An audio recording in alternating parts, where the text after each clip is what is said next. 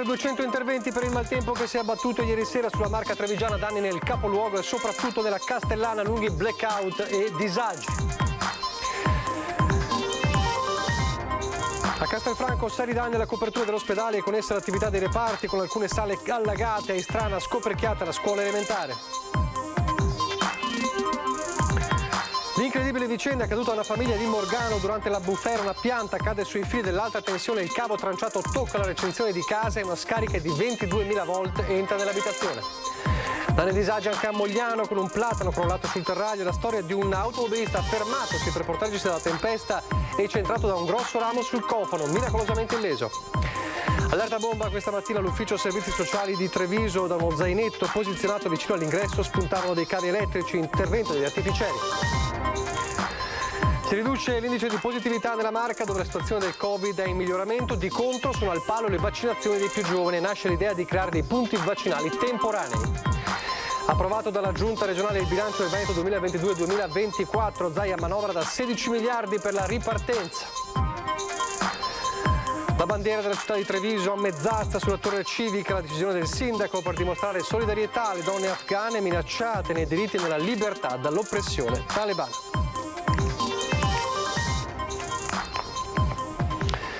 Telespettatori di Antena 3, buonasera e ben ritrovati. Il telegiornale di Treviso è dunque in primo piano, l'avete visto e sentito dai titoli, un'ampia pagina dedicata alla notte di tempeste che si è abbattuta nel Veneto, sul Veneto e anche sulla Marca trevigiana, con oltre 200 interventi dei vigili del fuoco, danni nel capoluogo ma anche in altre zone, anche nella Castellana, Istrana, scoperchiata la scuola elementare, pesanti conseguenze anche a Vedelago, Paese Ponzano, lunghi blackout a Castelfranco. Allora, il primo servizio.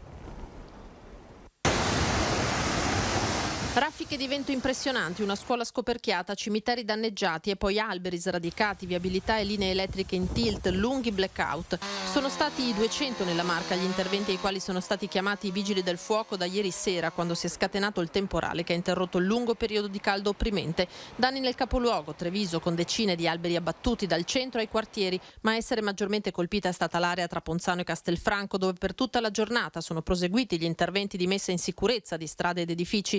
A Istrana, dove la conta dei danni è già arrivata a 100.000 euro, il vento ha scoperchiato la scuola elementare. La copertura è stata trasportata a decine di metri di distanza fin sulle case intorno. Alberi danneggiati nello storico parco di Villa Lattes, mentre in un altro parco a Vedelago il maltempo si è accanito sui giochi per i bambini. E qua siamo nel parco di Villa Cappelletto della Biblioteca Comunale di Vedelago e come avete potuto vedere c'è stato veramente un bel gran disastro. Ci abbiamo impiegato anni per riuscire a sistemare questo parco, acquistando anche i nuovi giochi per i bambini e insomma tutto il lavoro fatto è sfumato. Danni evidenti anche ad altre strutture pubbliche come questo tendone letteralmente steso a terra dal vento e poi i blackout. Ieri sera è venuta a mancare la corrente un po' su tutta Vedelago, 1900 famiglie erano senza corrente elettrica.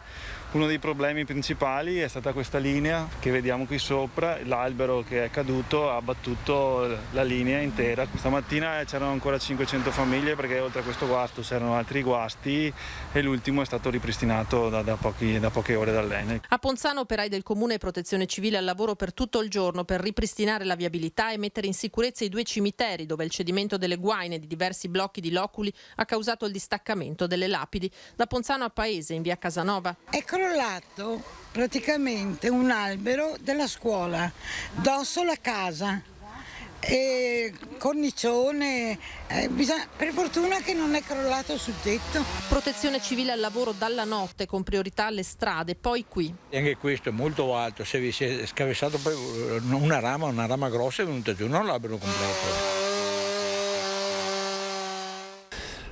E a Castelfranco, al di là dei prolungati blackout, seri danni ha riportato la copertura dell'ospedale e con essa l'attività dei reparti. La rianimazione dello IOV è per metà inagibile, ma già in giornata sono partiti i lavori di ripristino con i pazienti, 4 quelli spostati che sono stati messi in sicurezza. 2 sale dialisi si sono allagate, ma il servizio non è stato comunque sospeso, acqua anche in una sala operatoria. Queste le immagini che riguardano la copertura dell'ospedale di Castelfranco, vedete appunto che è stata divelta in numerosi punti, quindi l'intervento molto delicato appunto perché si tratta appunto di una struttura ospedaliera. E poi la furia del vento che si è battuta anche a Mogliano Veneto, in particolare il centro di Mogliano, dove sono stati così tanti gli interventi da richiedere il supporto anche dei cittadini, in particolare per un grosso platano che è crollato di traverso sul terraglio, mentre poco più in là un automobilista è rimasto intrappolato nella sua auto da un ramo che ha centrato la vettura appena accostata in cerca di un riparo. Ecco come ha ridotto la furia del vento questa impalcatura che fino a ieri sera avvolgeva completamente la casa in ristrutturazione. Immagini che raccontano da sole cosa sia accaduto ieri sera tra le 22 e le 23 nella zona di Mogliano, colpito in particolare il centro lungo il terraglio, dove un automobilista che ha accostato in questo punto il veicolo in cerca di un riparo è rimasto letteralmente bloccato da un ramo precipitato da una decina di metri sull'auto. Un automobilista si è assostato al lato del terraglio e un grosso ramo è caduto sopra la sua autovettura. Per fortuna l'automobilista è illeso e abbiamo provveduto ieri notte insieme alle ditte specializzate attorno alle 2:15, 3 di questa mattina appunto alla rimozione dell'albero. Per fortuna l'auto non ha avuto seri danni se non qualche botte, qualche graffio, perché un moncone di albero ha proprio fatto da ponte sopra l'auto, impossibilitando l'autista all'uscita, però per fortuna l'autovettura non ha avuto grossi danni, insomma. E poco più in là, verso Mestre, sempre la furia del vento ha provocato lo schianto in mezzo alla strada di un platano da poco meno di 1 metro di diametro, e solo per caso, in un momento dove sotto non stava transitando nessuno. Siamo arrivati appunto per fare in modo di capire un attimo qual era l'entità della situazione, e dopo pochi minuti sono arrivati dei cittadini armati di motosega e hanno cominciato a togliere sostanzialmente il platano dal terraglio per favorire poi la viabilità, che ovviamente era interrotta e stava arrecando dei grossi danni a livello appunto viabilistico. Cittadini al lavoro anche in piazza Donatori del Sangue, dove un pesante ramo si è schiantato al suolo bloccando una delle vie d'accesso, e poco dopo sempre il turbine del vento ha fatto letteralmente crollare questo muro perimetrale. Danni più o meno rilevanti un po' ovunque in città, con alberi sanissimi come questi cedri spezzati dalla forza del vento, ma anche, nel caso di questi platani, dal marciume interno al tronco e ai rami, che richiede una profonda riflessione sulla manutenzione del verde pubblico.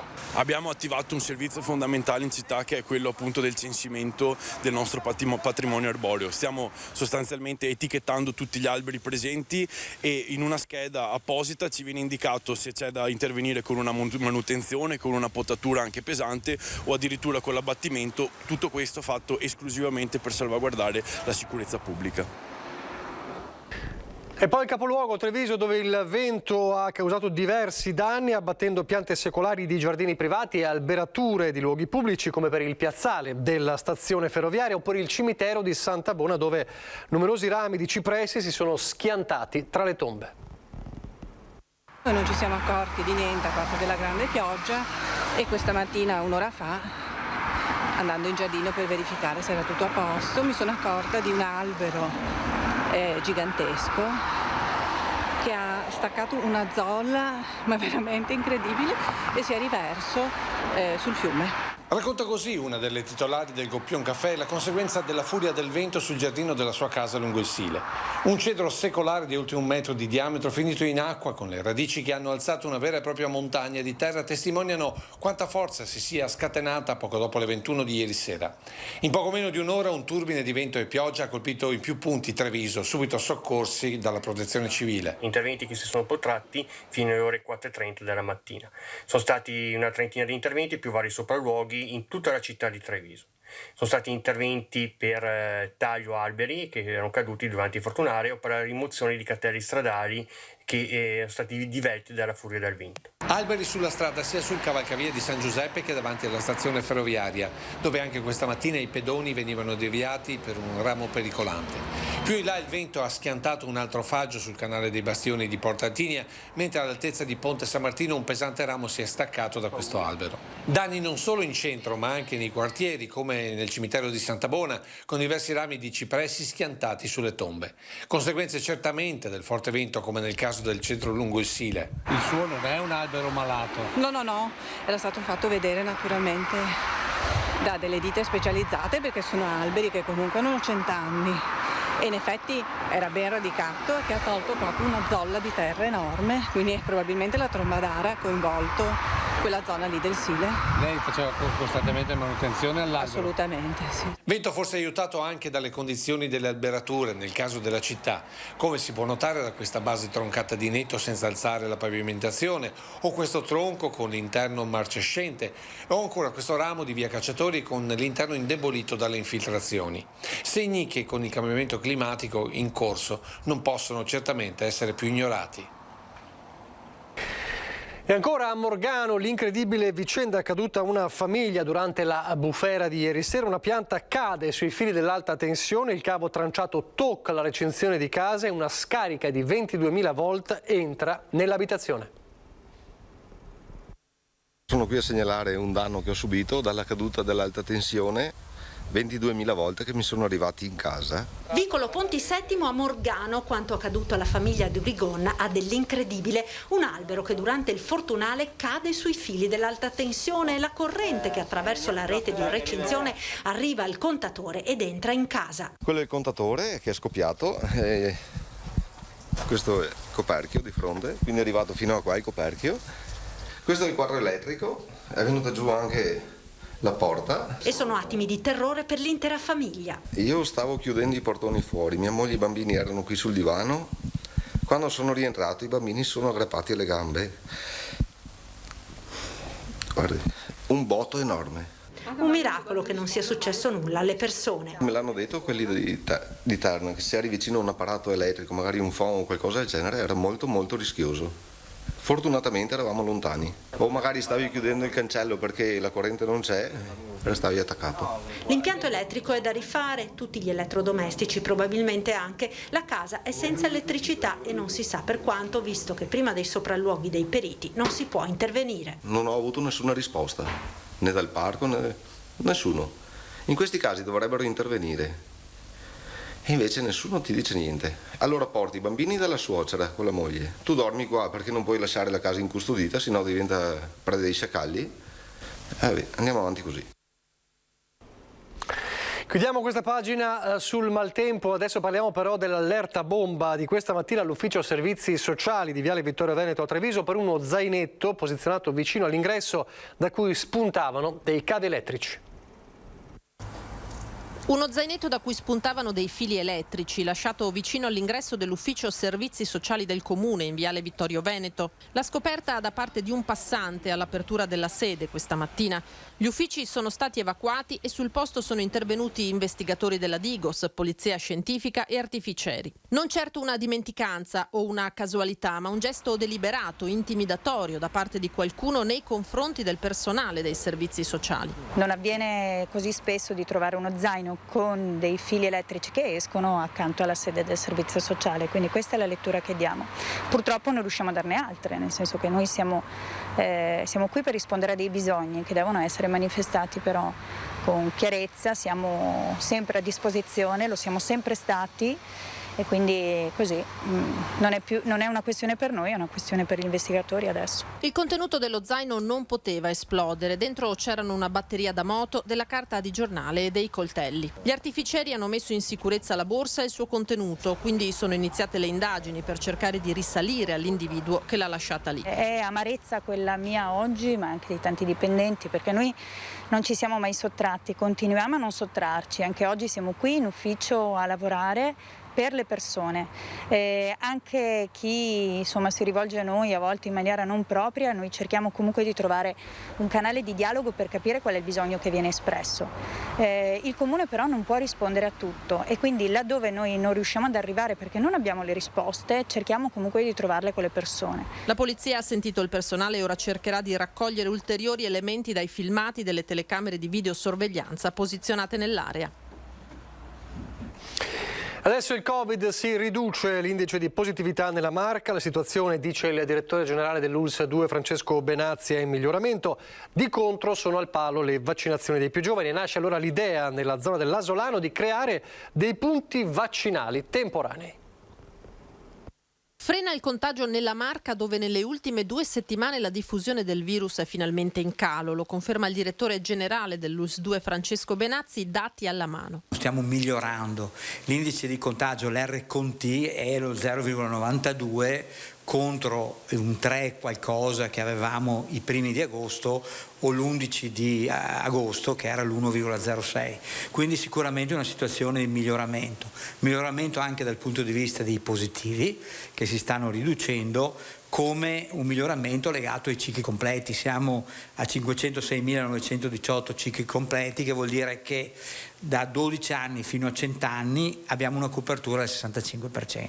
Positività ridotta nei soggetti testati, come dimostra l'esito dei 4.000 tamponi che si continua a effettuare ogni giorno. Eravamo arrivati anche a un 6%, oggi siamo al 2,01%, significa che anche in questo caso c'è una netta riduzione della prevalenza del virus. Vaccinazioni che proseguono, ma stenta la fascia 12-25 anni e questo rischia di diventare in autunno un problema. Purtroppo siamo ancora fermi al 57,7%. Dovremmo arrivare al 65%, quindi chiediamo veramente uno sforzo a tutti, soprattutto ai giovani, ai ragazzi e ai loro familiari, di arrivare a fare la vaccinazione.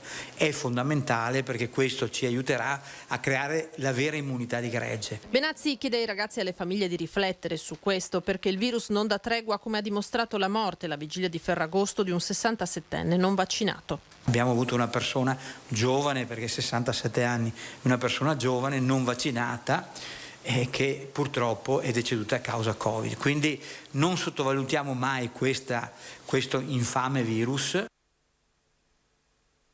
Il dibattito su Green Pass e mensa nelle aziende, la soluzione trovata da Electrolux è quella del take away per i non vaccinati. Da giovedì prossimo la società incaricata di gestire il servizio mensa negli stabilimenti di Electrolux Italia dovrà verificare il possesso del Green Pass degli utenti attraverso la lettura del codice QR. Chi non ne fosse dotato, riferiscono oggi le rappresentanze sindacali interne, potrà usufruire di un servizio attivo da tempo e indipendentemente dall'emergenza sanitaria di asporto take away da consumare in luoghi esterni alla mensa. Il consumo di questa modalità di pasto, si legge in una nota, dovrà essere effettuato in sicurezza attraverso un consapevole comportamento che prevede una debita distanza tra i vari dipendenti e le altre forme precauzionali. Andiamo a Venezia adesso e parliamo del bilancio della Regione approvato, il bilancio della Regione 2022-2024. Oggi l'annuncio di Zaia che parla di una manovra da 16 miliardi per la ripartenza. Oggi la Giunta regionale ha approvato il bilancio, 16 miliardi, oltre 16 miliardi di bilancio, fra l'altro con una tempistica assolutamente super, efficiente, visto e considerato che penso che siamo in assoluto i primi in Italia ad approvare il bilancio e saremmo anche i primi a portarlo in Consiglio regionale, e quindi si auspica che l'approvazione avvenga considerando tutte le tempistiche alla volta di fine ottobre, primi di novembre. Presentate le linee generali del bilancio 2022-2024 della Regione Veneto, un bilancio da 16 miliardi, 9,7 dei quali assorbiti dalla sanità, manovra che guarda alla ripartenza per un rilancio dell'economia veneta che con il Covid, ha sottolineato il presidente Zaia, ha lasciato sul terreno 1 miliardo di spese. Il bilancio delle Olimpiadi con 85 milioni da destinare agli impianti sportivi, della Pedemontana e del nuovo ospedale di Padova e che copre le spese ordinarie. Come i 31 milioni per la scuola paritaria, i 29 milioni per la formazione, ma anche la capacità di andare a coprire alcune nuove esigenze che si sono appalesate nel corso della costruzione di questo bilancio. Penso ad esempio alla nuova programmazione europea, che necessita di un maggior coinvolgimento da parte della Regione del Veneto, che metterà ulteriori 10 milioni. Ci sono naturalmente all'interno altre novità, ad esempio la copertura per le obbligazioni per le Olimpiadi, che è un momento importante che ci vedrà da qui al 2026 creare le migliori condizioni perché questo evento possa essere una grande vetrina per il Veneto. Finanziati anche i contratti dei dipendenti regionali e 22 milioni per la viabilità. Un bilancio, continua Zaia, che anche quest'anno non ha messo le mani nelle tasche dei cittadini. Il nostro potenziale di prelevamento è di circa 1 miliardo 179 milioni di tasse all'anno. Moltiplicate 1 miliardo 179 per gli 11 anni di amministrazione, vedete quello che comunque non si è prelevato, che sono più di 12 miliardi di euro. Quindi se qualcuno ti chiede ma cosa ha fatto la Regione per l'economia, ha lasciato 12 miliardi al sistema economico delle famiglie, delle imprese e sociale. Torniamo a parlare del tragico incidente di Lughignano di Casale Sussile, è costato la vita alla piccola Andrea Maria Cretu. Oltre all'autopsia sul corpo della bimba, l'incarico al medico legale verrà conferito ufficialmente domani. La Procura di Treviso ha ordinato anche una perizia cinematica per stabilire l'esatta dinamica e le cause del terribile frontale accaduto lungo via Nuova Trevigiana. Il fascicolo aperto vede indagate sia la zia 31enne della piccola, che era al volante dell'auto su cui viaggiava la bambina, sia la conducente dell'altra vettura, una cinquantenne di Roncade. Una volta ultimato l'esame autoptico, l'autorità giudiziaria darà il nulla osta e la famiglia della bambina potrà fissare la data dei funerali che saranno celebrati a Treviso. La salma invece verrà poi tumulata nel cimitero di Mogliano Veneto, dove la famiglia si era appena trasferita. L'economia adesso, con un bando regionale importante per la imprenditoria giovanile. Via libera della Giunta regionale al nuovo bando destinato a promuovere e sostenere le piccole e medie imprese giovanili nei settori dell'artigianato, dell'industria, del commercio e dei servizi. Un sostegno per chi ha dai 18 ai 35 anni e decide di investire sulla creazione di nuove attività economiche o di potenziare quelle esistenti. 3 milioni di euro a fondo perduto per i nostri giovani imprenditori. Abbiamo voluto dare un segnale forte di attenzione ai giovani che vogliono fare impresa e creare lavoro qui in Veneto. Spinta e sguardo verso il futuro e investire su chi il futuro lo vuole creare in Veneto. Stop ai cervelli in fuga è l'obiettivo per evitare lo spopolamento dell'imprenditoria giovanile che nell'ultimo decennio ha colpito soprattutto i settori tradizionali delle costruzioni, del commercio e del manifatturiero. Crisi che si è inasprita con la pandemia. Basti pensare che nel 2020 si sono perse a livello nazionale 18.900 nuove imprese giovanili rispetto al 2019. Non tutti i cervelli sono in fuga, anzi molti cervelli rimangono qui in Veneto a fare impresa e a creare lavoro. Le domande di sostegno relative al bando per l'imprenditoria giovanile, che verrà pubblicato nella sezione bandi del sito della Regione, dovranno essere compilate e presentate esclusivamente per via telematica a partire dal 20 fino al 30 settembre. La bandiera della città di Treviso a mezz'asta per dimostrare solidarietà alle donne afghane minacciate nei diritti e nella libertà dall'oppressione talebana. Su iniziativa del sindaco Mario Conte e della presidenza del Consiglio Comunale, oggi la bandiera di Treviso sulla torre civica è stata issata a lutto, un gesto che vuole comunicare la vicinanza della comunità trevigiana alla popolazione afghana e in particolare alle donne che con il ritorno dei talebani vedono annullate le proprie conquiste sociali e la libertà. Afferma il sindaco Conte, le cittadine afghane rischiano di pagare a caro prezzo il ritorno del potere dei talebani e di vedere compromesso il processo di emancipazione sociale iniziato negli ultimi 20 anni. Con questo gesto Treviso dice no alla violenza e soprusi alla sottomissione. Un sindaco Conte che poi anche da presidente di ANCI Veneto anche oggi ha ribadito la disponibilità dei sindaci veneti pronti ad aiutare i profughi afghani in fuga, ma ribadendo anche che l'Europa deve intervenire e non si scarichi tutto sui territori appunto italiani e delle altre zone dell'Europa. Quindi la presa di posizione netta sia come sindaco di Treviso che come presidente di ANCI Veneto. E adesso le notizie dal Bellunese.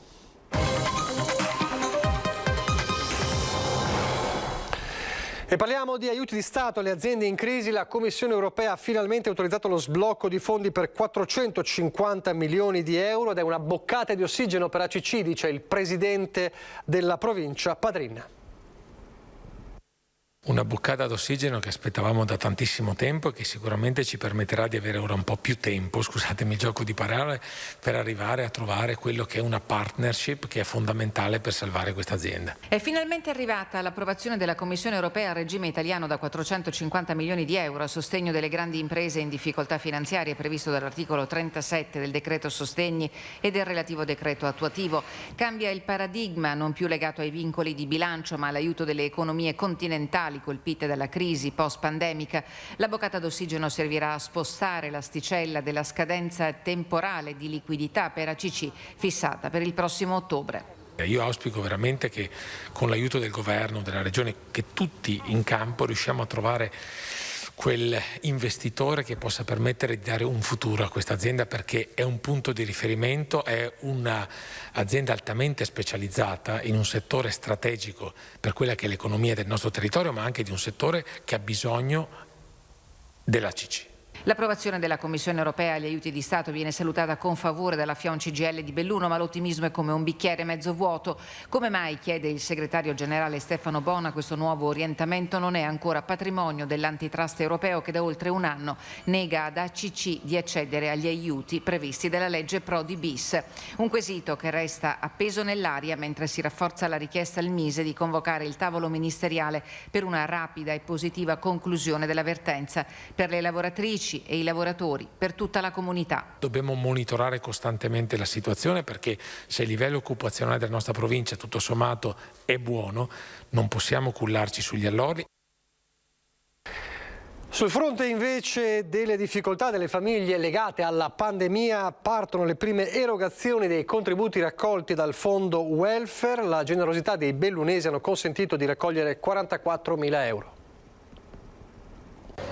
C'è chi ha perso il lavoro o ha avuto una riduzione importante dello stipendio e per questo non riesce a far fronte ad affitto, mutuo, utenze, spese condominiali. Sono più di 100 le domande presentate alla scadenza del bando Aiutiamoci Belluno, attivato dal Fondo Welfare in collaborazione con il Comitato d'Intesa, con la raccolta fondi per le emergenze sociali derivanti dalla pandemia. La composizione di queste domande ci fa capire il bisogno, perché ci sono moltissimi single, ma anche moltissime famiglie e moltissime famiglie anche che superano le 5 unità. In totale mi pare che le persone tra singoli e famiglie che quindi in qualche modo hanno subito questo calo del reddito e quindi hanno necessità di un supporto per poter proseguire dignitosamente, insomma, la loro vita, la loro qualità di vita, sono 320. Gli ambiti individuati fanno riferimento ai territori dell'ex ULS 1 e 2. Il bando per il Feltrino è in scadenza il prossimo 3 settembre. In questi giorni è partita l'erogazione dei contributi raccolti grazie alla generosità dei bellunesi, 44.000 euro, una cifra importante che servirà a sostenere famiglie e lavoratori. Ampio il criterio definito per presentare domanda. L'unico criterio di base era quello di dimostrare che c'era stato un calo del reddito in questo periodo ed è rivolto a lavoratori di tutti i tipi. Abbiamo ampliato anche le necessità della didattica a distanza, però in realtà sappiamo che sono arrivati moltissimi bandi da parte con dei contributi specifici per l'aspetto alimentare, per gli affitti, per la didattica a distanza. Noi daremo un contributo economico che la persona potrà spendere secondo le proprie necessità. Le donazioni sono arrivate anche dalle trattenute in busta paga ai lavoratori delle aziende che hanno aderito al fondo. Io ringrazio ancora Confindustria e i sindacati che hanno trovato questo accordo che poi ha, diciamo, come collettore proprio il fondo welfare. A questa iniziativa hanno già aderito 29 aziende, tra cui anche la provincia di Belluno, che non è un'azienda ma è un ente. Tra le iniziative del fondo welfare anche l'attivazione di uno sportello virtuale per incrociare domanda e offerta di lavoro, piccoli tasselli per costruire insieme il futuro del territorio e delle comunità locali. Il maltempo che ha colpito anche il bellunese, i forti temporali ieri sera nella notte hanno interessato soprattutto la zona del Feltrino, hanno provocato l'abbassamento delle temperature roventi e hanno lasciato alberi a terra, rami pericolanti e tegole divelte dai tetti. Rispetto alle altre zone del Veneto che abbiamo raccontato sia in questo telegiornale che in quello del Veneto, meno interventi nel bellunese, una quindicina interventi dei vigili del fuoco, il più importante dei quali a Lamon, dove una copertura in lamiera sollevata dal vento è finita sui cavi elettrici. Violenti acquazioni anche a Cortina nel capoluogo Belluno, dove pioggia, vento e grandi ne hanno eroso, come vedete, il fondo stradale e isolato temporaneamente un paio di abitazioni. Uno dei tanti eventi che l'anno scorso, causa pandemia, è rimasto sospeso ma che quest'anno torna domenica, è il Giro del Lago di Santa Croce, che ovviamente per parteciparvi, per assistervi occorrerà il Green Pass. Il Giro del Lago è la manifestazione fiore all'occhiello della grande famiglia della solidarietà bellunese che da 27 anni richiama migliaia di sportivi diamanti delle passeggiate lungo il perimetro del lago di Santa Croce. L'obiettivo della solidarietà ci ha messo in moto 27 anni fa, è andato via via crescendo e ci ha dato dei numeri e delle belle soddisfazioni. Anche quest'anno stiamo aspettando alcune migliaia di persone. Mi auguro che tutto proceda nel meglio. I dettagli dell'edizione 27 sono stati illustrati stamattina a Palazzo Piloni. Domenica prossima il Giro del Lago sarà ancora una volta a fianco dell'Associazione Via di Natale di Aviano, che assiste i malati terminali oncologici e si occupa dell'ospitalità ai familiari, e dell'Associazione Cucchini, che nel bellunese assiste il malato oncologico in fase evolutiva irreversibile. La partenza delle gare dal campo sportivo di Puos, da dove si dipaneranno i percorsi per le bici, la corsa, i pattini e le passeggiate. Tutto si svolgerà nel nel rigoroso rispetto delle norme anti-Covid. Abbiamo voluto imporre il Green Pass o il tampone proprio per aumentare la sicurezza in questi momenti delicati, momenti sicuramente di aggregazione, perché se arrivano 2.000-3.000 persone tutte insieme voi capite che il numero diventa importante. La macchina organizzativa è già a pieno regime, le iscrizioni saranno aperte domani e si protrarranno fino al giorno delle gare con il Comitato Due Ruote Sport e Solidarietà in campo a ICS, a BVS e EVA Alpago, oltre all'Unione Montana e al Comune di Alpago. Chi non gareggerà potrà comunque contribuire alla raccolta fondi acquistando la t-shirt celebrativa con un contributo di €7. È tutto per questa edizione, vi lascio al meteo, grazie per averci seguito, arrivederci.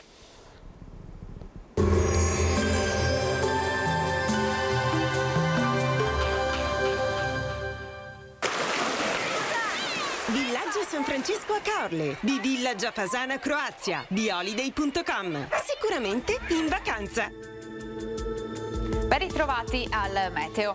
Pressione atmosferica in nuovo aumento, il tempo si mantiene buono e il clima mite con valori termici più in linea con la media del periodo. Vediamo insieme il dettaglio.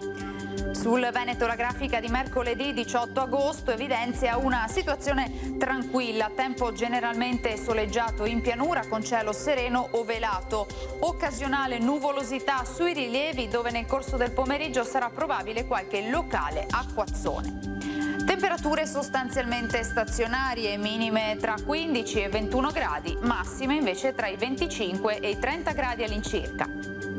Ci spostiamo ora sul Friuli Venezia Giulia, sarà asciutto e soleggiato, cielo sgombro da nubi come vediamo, addensamenti in montagna ma in genere innocui.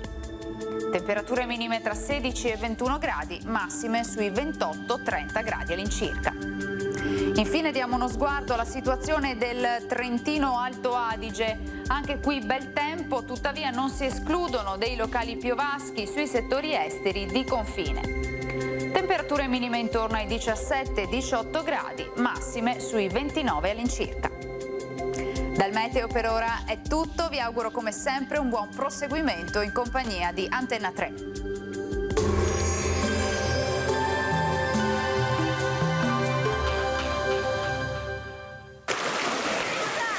Villaggio San Francesco a Caorle, di Villa Giapasana Croazia, di Holiday.com. Sicuramente in vacanza.